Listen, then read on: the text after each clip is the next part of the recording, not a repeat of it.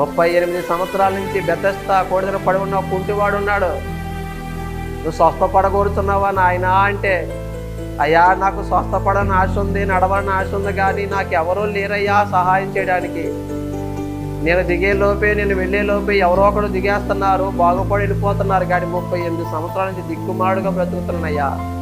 ఎందుకు లేదయ్యా నాకు నడవాలని, నాకు నడవాలని ఉందయ్యా, కానీ నాకు సహాయం చేసేవారు ఎవరు లేని చెప్పినప్పుడు యేసు ప్రభుని ఎంత మంచి దేవుడండి.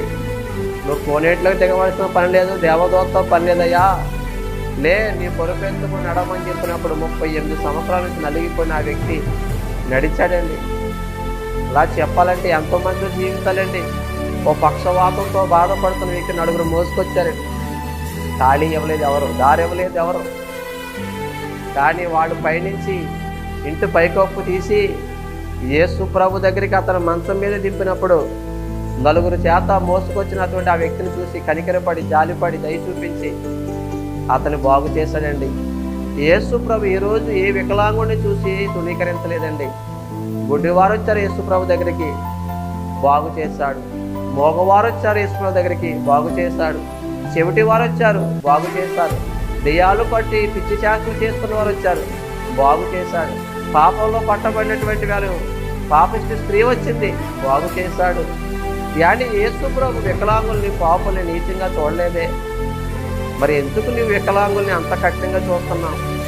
ఎందుకు వికలాంగుల్ని ఇంకా బాధ పెడుతున్నావు?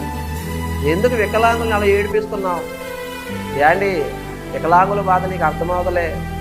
ఎందుకంటే నీ కళ్ళు, కాళ్ళు, ఆరోగ్యం, బలం అన్నీ ఉన్నాయి కదా, అవి వారికి లేవు కదా అని నీచు. వారు ఏమి చేయగలరా అని నీకు.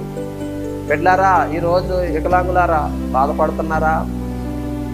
మీకు ఎన్నో ఆశలు ఉన్నాయి. నడవాలని ఆశ ఉంది, చూడాలని ఆశ ఉంది, పరిగెత్తాలని ఆశ ఉంది, వినాలని ఆశ ఉంది, మాట్లాడాలని ఆశ ఉంది, ఆడుకోవాలని ఆశ ఉంది, కానీ నీ అవయవాలు సహకరించట్లేదు కదా, నిన్నెవరూ ప్రేమించట్లేదు కదా, నీతో ఎవరో స్నేహం చేయట్లేదు కదా. అయితే మెఫీబోషెతుని దావీదు కోరుకున్నట్లు ఈరోజు నా యేసు ప్రభు నిన్ను కోరుకుంటున్నాడు. నేను వికలాంగుడిని, నేను ఏ పాపం చేసుకున్నానో, నాకు ఎందుకు ఈ గతి పట్టింది అనుకున్నామేమో. నిన్ను దేవుడు మహిమ కోసమే అలా చేశాడేమో.